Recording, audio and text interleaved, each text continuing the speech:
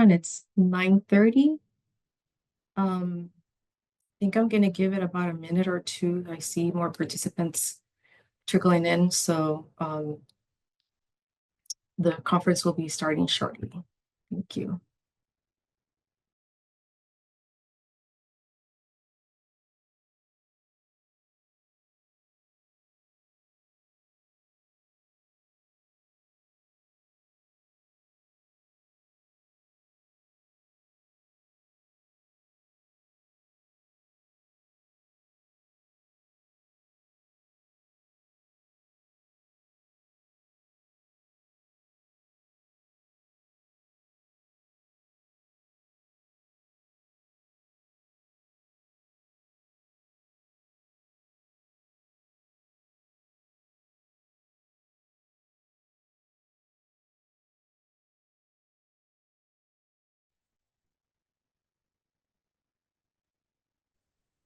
Hi, for the ASL interpreter, you should be able to turn on your camera.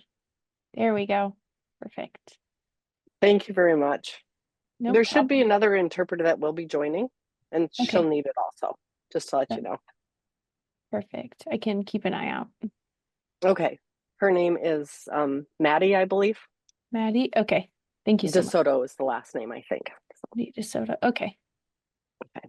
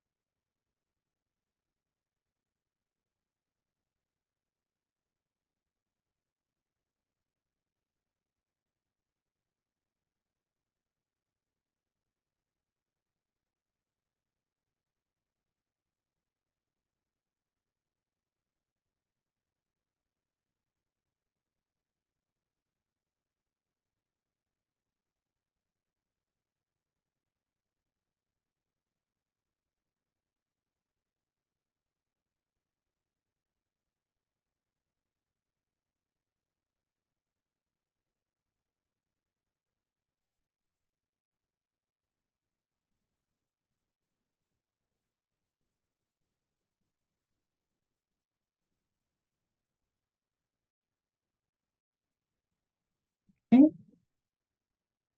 I think I will begin the pre-proposal conference now. Good morning, everyone, and thank you for joining today's Emergency Solutions Grant, Community Development Block Grant, and General Fund Pre-Proposal Conference for this upcoming fiscal year 2026. Next slide. And next slide. My name is Noemi Santana. My pronouns are she, her, ella, and I work with the Human Services Contracts team at the City of Tucson Department of Housing and Community Development. Next slide. Before I begin, I'd like to go over some housekeeping details. All attendees are muted for today's presentation. If you have any questions, please use the Q&A feature. We will address your questions at the end of this presentation, time permitting. If a question needs more thought, we will add it to the frequently asked section on the PCHIP Call for Projects webpage. Also, members of the press, please let us know who you are and which organization you represent in the chat. I'd like to introduce Rachel Hutchinson, who will be providing technical support throughout the conference. If you encounter any technical difficulties, please try logging out and back in. If that doesn't work, feel free to reach out to Rachel by email at rachel.hutchinson@tucsonaz.gov, and it's also here in the slide. This webinar is being recorded. The presentation materials and all recording will be available on the PCHIP Call for Projects webpage later this week. Actually, it might actually be up today, but I want to give Rachel some time to put it up.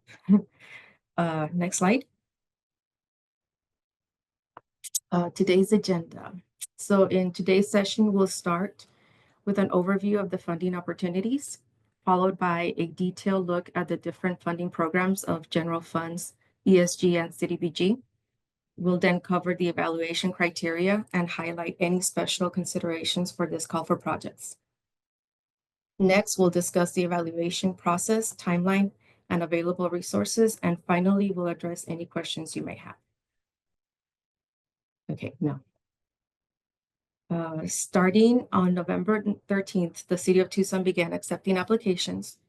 Eligible applicants include not-for-profit organizations with IRS 501c3 status, City of Tucson departments, grassroots organizations with a fiscal agent that meets all eligible criteria, and neighborhood associations or groups with a sponsoring city department acting as the fiscal agent.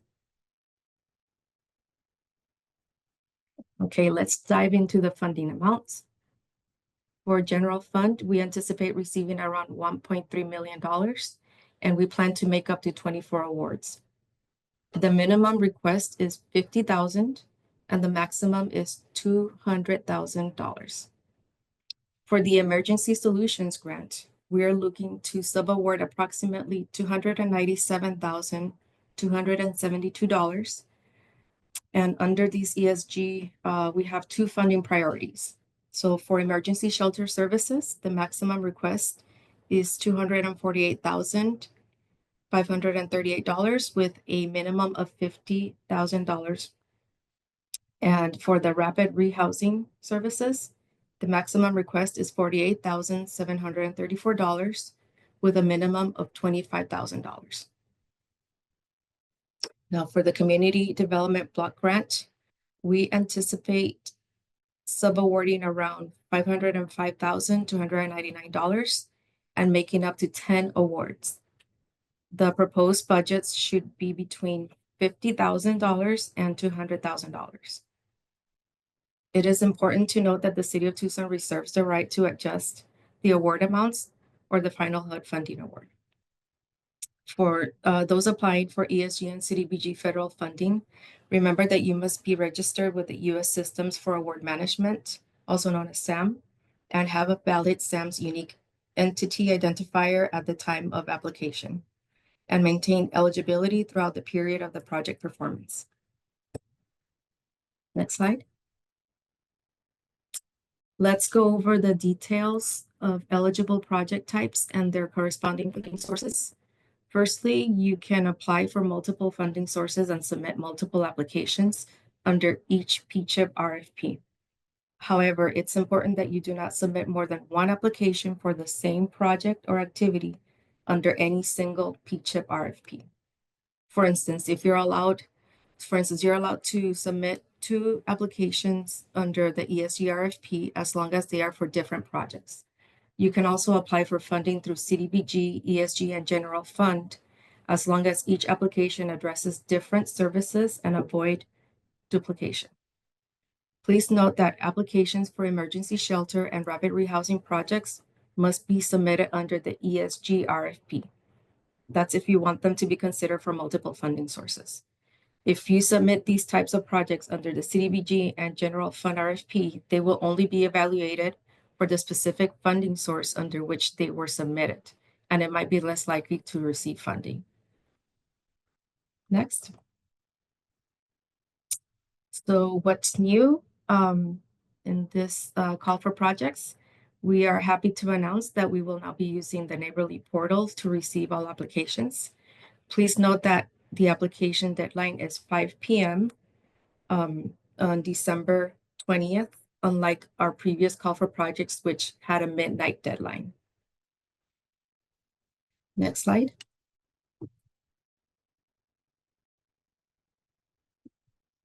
Okay, now let's talk about the application process for the P-CHIP funding. This involves 2 main components that need to be completed in the Neighborly portal. All the necessary materials are available in the P-CHIP webpage, including the Neighborly User's Guide. The first step is to register your organization and create an account. Then you will provide your contact information, organization description, offer certification, drug-free certification, lobbying certification, insurance documents, and you are able to add users from your organization. After you register, you may start your project application. So applicants are encouraged to answer the narrative questions thoroughly, considering the questions prompt and the evaluation criteria outlined in the RFP. The project budget and detailed budget narrative should ensure that the proposed activities are allowable and aligned with the city's priorities as developed through the PCHIP and the RFP. Budgets should be lean, competitive, prudent, reasonable, and necessary to deliver the proposed services. There are about 18 required attachments and certifications that must accompany the application. I will cover some in detail in future slides. Remember, all required components must be submitted through the Neighborly application portal by 5 p.m. Arizona time on December 20th. Next slide. The initial performance period for funding issued under this solicitation would be from July 1st, 2025 to June 30th, 2026. When determining contract renewals, we consider 3 key factors. First, the funding availability. The renewal is contingent on the continued availability of funding. Second, agency project performance. This includes the agency's demonstrated capacity to meet program objectives and outcomes, timely submission of payment requests and reports, and for the projects that must report through the Homeless Management Information System, which is also considered called HMIS, they must demonstrate that they are compliant and timely on the completion of required HMIS program entries, exits, and updates. And the third is agency expenditure of funds. So this involves a demonstrated history of spending the full award according to the approved budget, submitting compliant and timely payment requests, and tracking the required match. Please note the city is not obligated to extend projects that have not expended the full program budget by the end of the performance period. Additionally, selection under this competition does not obligate the city to extend the performance period beyond June 30th, 2026.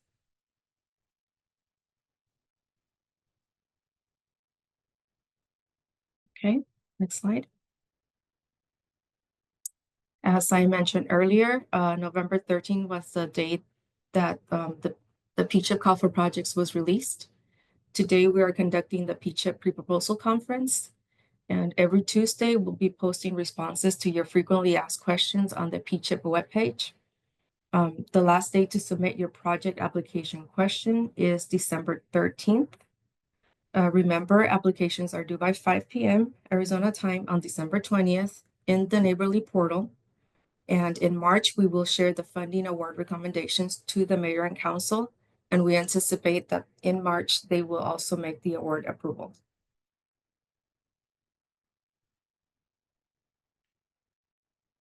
Okay, next slide. Let's discuss each individual funding source, starting with the general fund. The general funds are intended to support the goals, objectives, and actions found in the PCHIP. Since general funds are not federally funded, they are ideal for grassroots organizations with modest staff and organizational capacity. Organizations can apply for general fund grants under one or more of the following priority areas. A, solving homelessness. Eligible project types include street outreach and housing navigation programs, emergency shelters, medical respite, temporary permanent housing, like transitional and supportive housing, emergency rent and utility assistance, flexible funding resources, and supportive services programs for people experiencing or at risk of homelessness.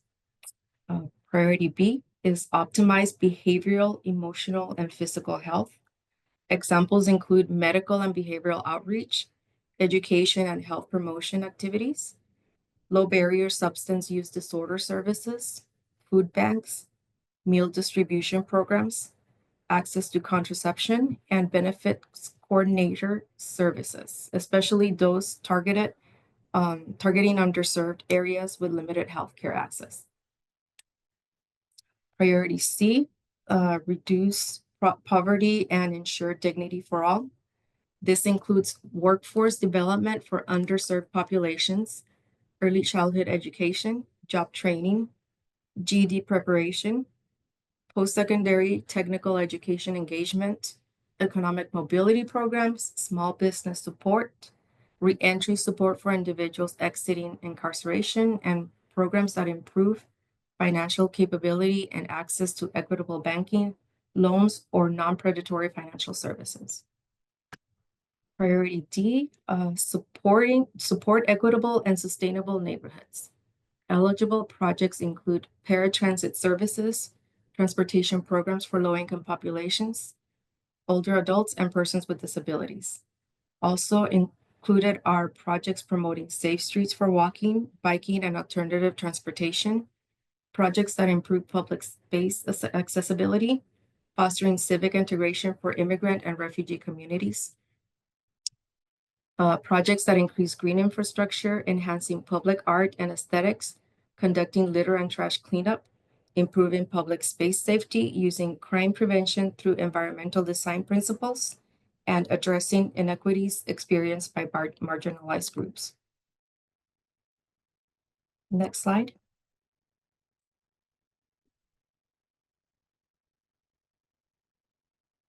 Okay, let's continue with the general fund priority areas.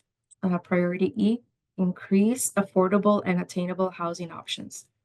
Eligible project types under this priority include home repair and rehabilitation programs, capacity building grants to support the growth of nonprofit organizations, which can be certified as community housing development organizations, supporting services for tenants of low income and/or public housing communities, planning grants for affordable housing development and retention activities conducted by nonprofits and city departments. Priority F, expand home buyer and homeowner assistance opportunities. Examples of eligible projects include down payment assistance, closing cost assistance, financial assistance services for low-income homeowners, homebuyer education and financial counseling services. Green sustainable home programs for low-income families, including solar, rainwater harvesting, and weatherization.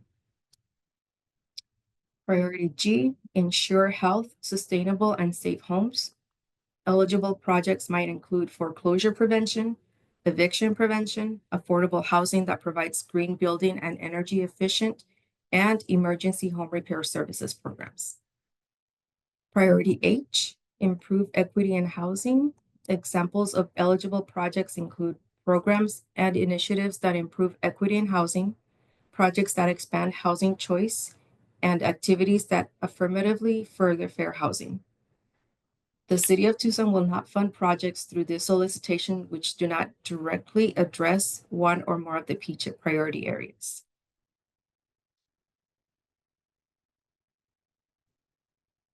Next slide.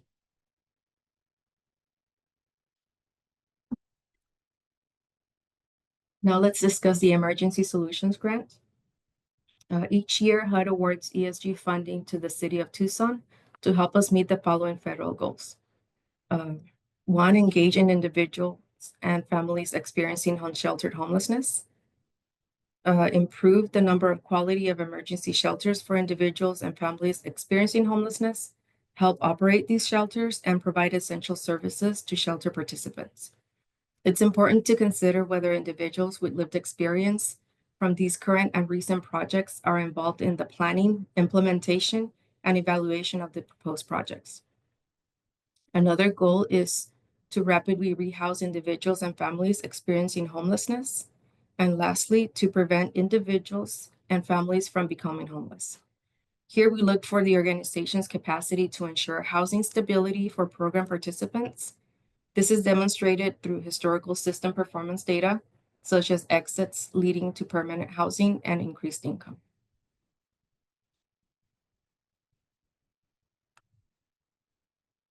Next slide. There are two ESG eligible project types allowed for this funding period. First, project type is emergency shelter for unsheltered persons.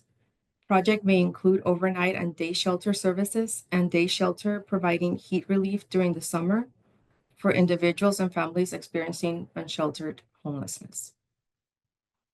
The second project type is rapid rehousing, which provides rapid rehousing assistance for individuals and families experiencing homelessness. Program funds may be used to provide housing relocation and stabilization services and short-term and/or medium-term rental assistance. Next slide.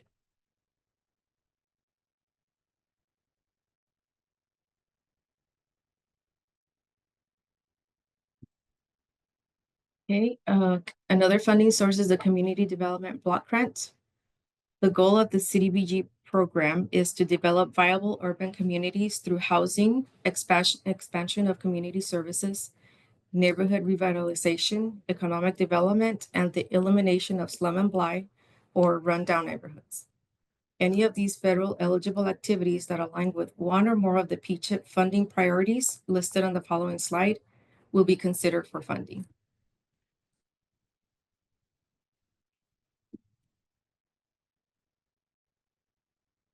Next slide.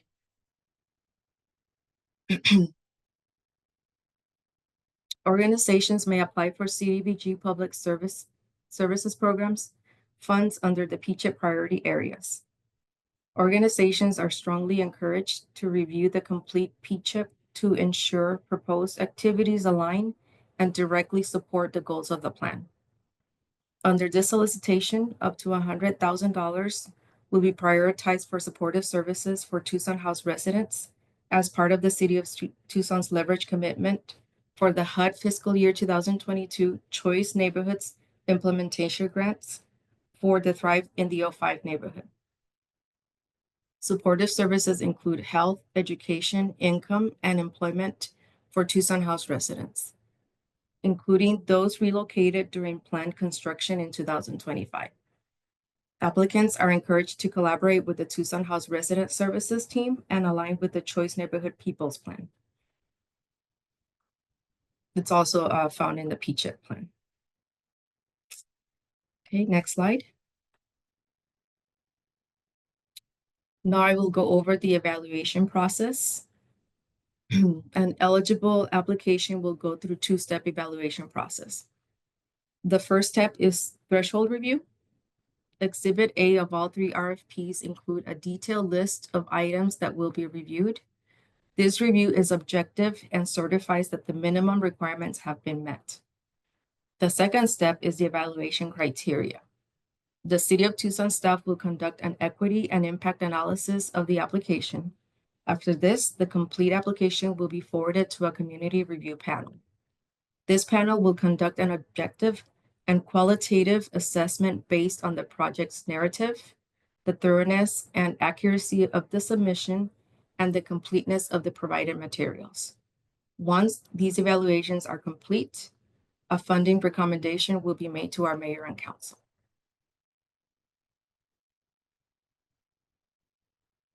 Next slide.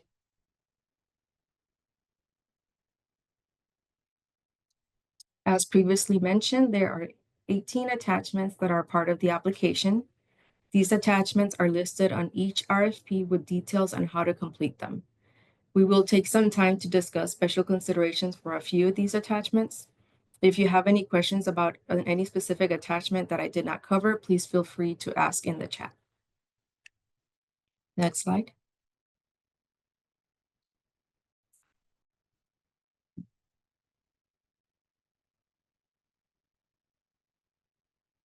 Okay, let's discuss the threshold review criteria that applies across all programs. Here are some considerations for some of these attachments. For the most recent financial audit, it should not be more than 18 months prior to the application deadline. The application deadline is December 20th, so this means that the audit should not be completed earlier than June 20th, 2023.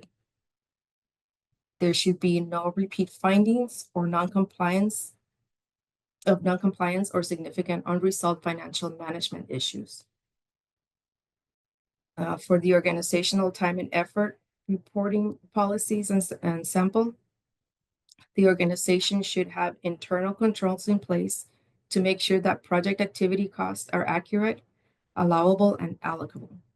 These reports must be finalized within 90 days of the application submission so not earlier than September 21st. If you're submitting a standard tracking form, make sure that it is consistently utilized throughout the performance period.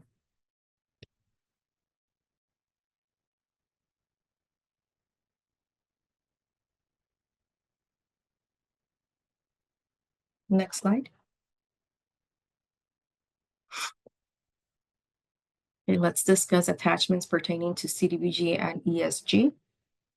Indirect cost affidavit.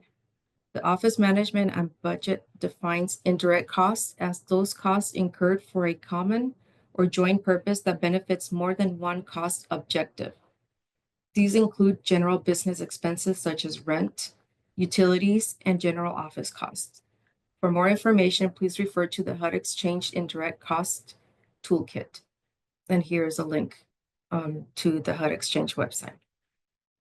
If you are going to utilize indirect cost affidavit, you will need to complete an indirect cost rate agreement.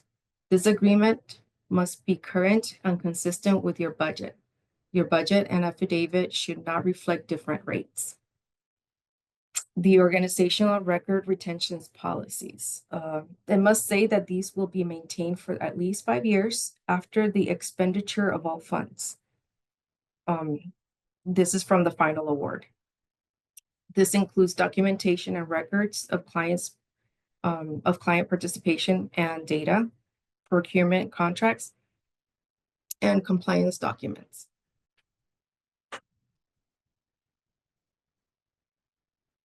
Next slide.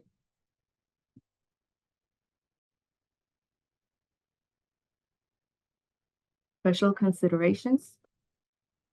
Projects that target priority population may be prioritized for funding at the city's discretion. The priority populations are children and youth, low-income individuals, those experiencing or at risk of homelessness, disabled persons, and other vulnerable communities. Applicants who intend to serve a priority population should keep in mind that an assessment of the need to serve that population will be required.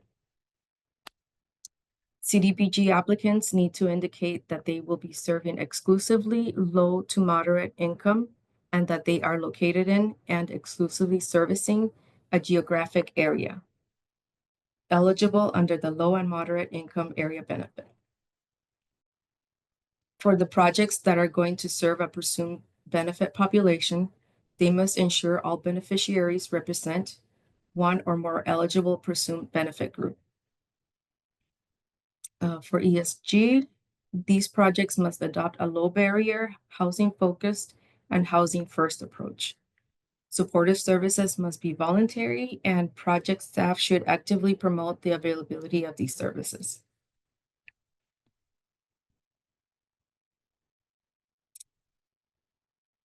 Okay, next slide. So remember that we will post responses to your questions through our email, hcdgrants@tucsonaz.gov, every Tuesday on the PCHIP webpage. The last day to submit your project application question is December 13th. And remember, applications are due by 5 p.m. Arizona time in the Neighborly portal on December the 20th. And in March, we will share the funding award recommendations to the mayor and council. And we anticipate that in March, they will also make their award approval.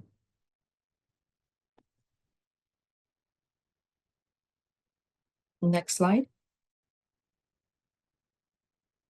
Here we have links to key resources that will be useful to this call for projects. We have the PCHIP call for projects webpage, People, Communities, and Homes Investment link, Housing Affordability Strategy for Tucson, the ESG regulations, CDBG regulations, the Neighborly software portal, and Indirect Cost Toolkit for ESG program, Neighborly Users Guide, the U.S. Systems for Award Management link, and the HMIS policies and procedures. Okay, next slide.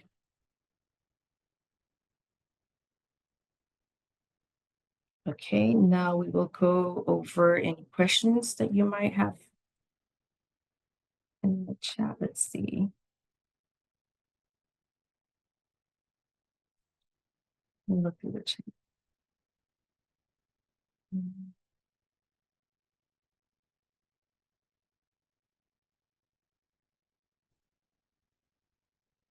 Any questions yet? Okay, here's one. Will these links also be in our emails? These links are going to be on the web page, and we could attach them to the emails. Yes.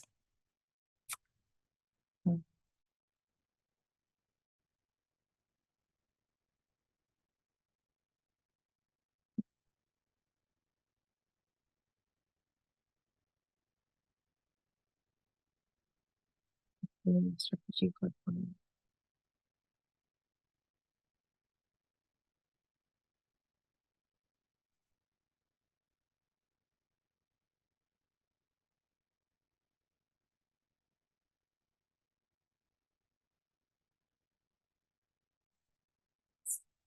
I see a few questions here. So you mentioned a strategy for applying to the 3 funds at the beginning. Can you repeat it?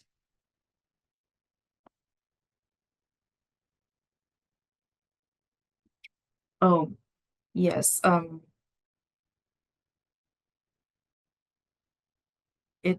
think I spoke about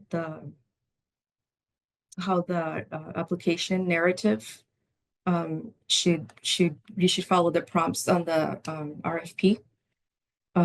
Look at the Exhibit A, Exhibit B for the kind of things that the community panel are going to be reviewing, and the threshold review. And if there's any specific questions that you might have about something that you don't understand in the RFP, you're more than welcome to email us at the hcdgrants@tucsonaz.gov, and we could go over your question in detail.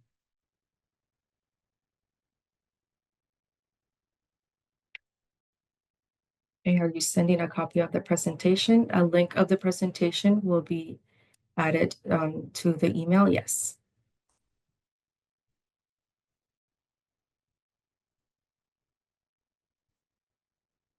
Okay, are the explanations for each category available in the documents? Yes. Okay. Okay, there's another question here. I would like to confirm if we have an application that is aligned with both general funds and CDBG criteria, we should choose one that we think is best aligned instead of submitting the same proposal for both funding sources. You are correct. Yes. Do you have guidance on choosing one funding source over the other for a proposal that meets both criteria?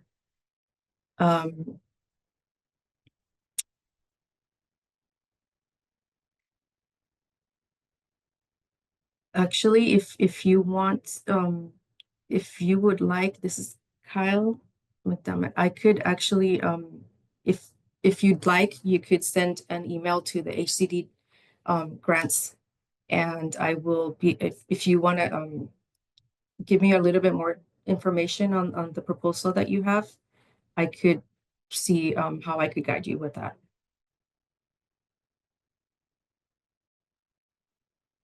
Okay. Okay, this is a good question. You mentioned that 100,000 of the CDBG funding is already set aside for work at Tucson House. Is that separate from the 500K in the funding availability?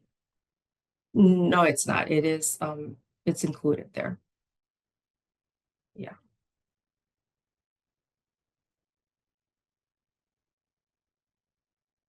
Okay.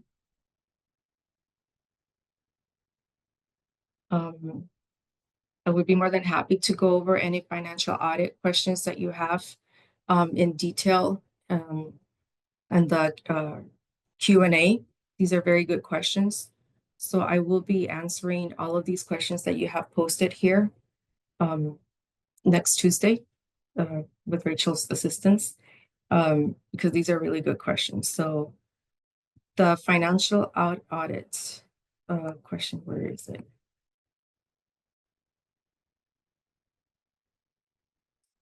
I lost it.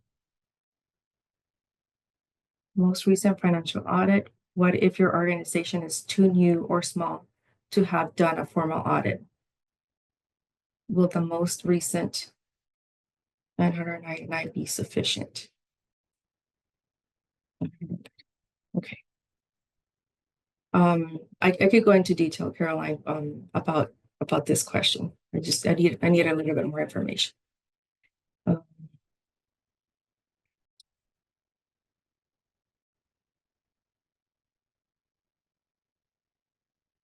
Okay. I understand that renewal funding is subject to available funds, but will this fund be guaranteed in March with the incoming administration?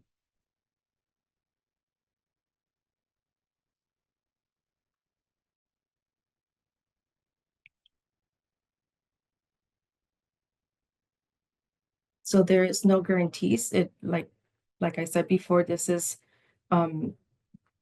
all incumbent in HUD's granting us the funding.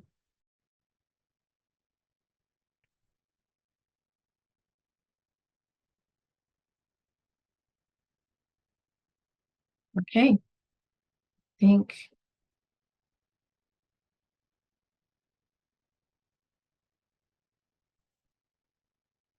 are you saying that if we tell you what we like, what we would like to apply for, you can recommend which funding stream we should apply to? I could go into more details as to what each funding stream is good for, and then you would make that decision. Yes, I could go into more details. It would be I would actually be going to the links that I provided and looking at the language there.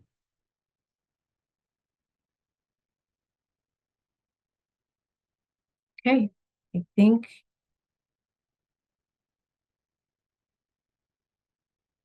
I don't know, Rachel, am I missing any questions? Could you? Yeah, happy to help. Trying Thank to you. answer some in the chat too. There's a question, where can the application be found? So I'm thinking that is the PCHIP website, and then folks apply through Neighborly. I'm putting in the chat the call for projects page on the PCHIP website. So that gives information to each of those funding areas, call for projects, instructions on those applications, and access to go to Neighborly to apply. Did you want me to find a couple other questions for you, Naomi, to answer? Yes, if they're not duplicative, I yes, and Sure, happy to help. thank you. If we have more than one proposal, should we make an appointment with HCD to discuss if appropriate for either CDBG or general fund? I think an email through the HCD grants would be enough. And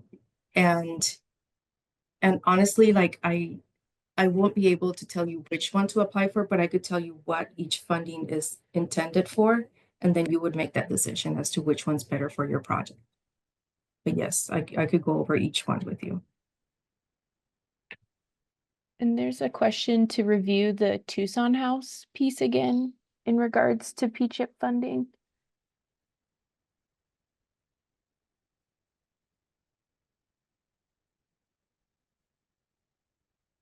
Okay, let me go back to that slide.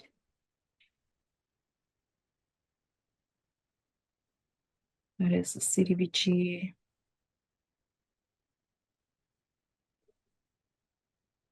Is there anything in specific that about the Tucson House about the supportive services funding on the question? Sure. I think this is Mary Ann's question, Mary Ann Bierling.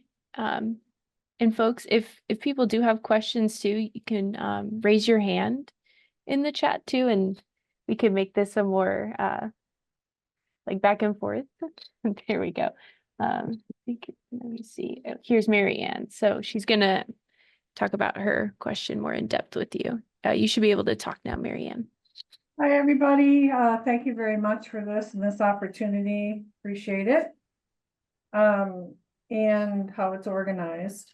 I just need to hear because I don't know why I missed what you said on Tucson House, so I'm asking if you would repeat it.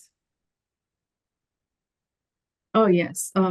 There's up to $100,000 that are going to be prioritized for supportive services for the Tucson House residents.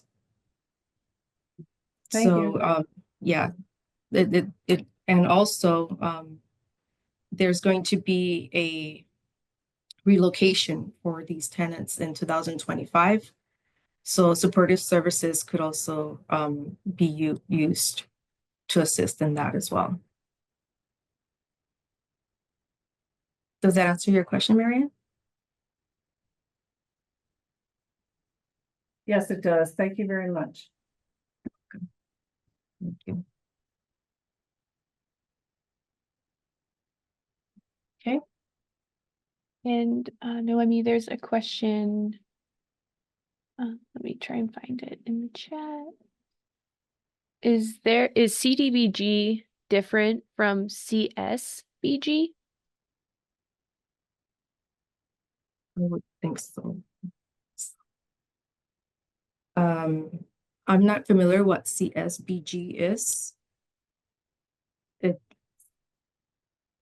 It's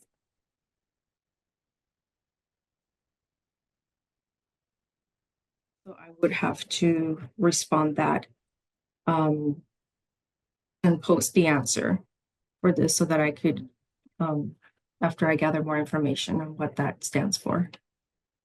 Sure. Thanks. It looks like we have a hand raised from Gigi Aldridge, so I can allow her to ask her question. Hello. Yeah, I had a question in the chat. So we are a prior and ongoing awardee.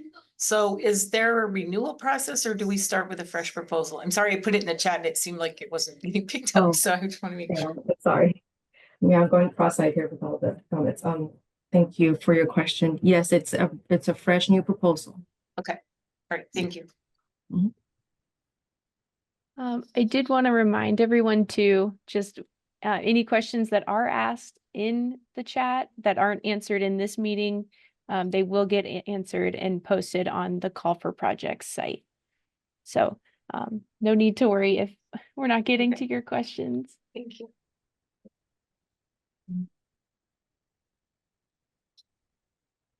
So thank you all for attending the conference, and this concludes our pre-proposal conference.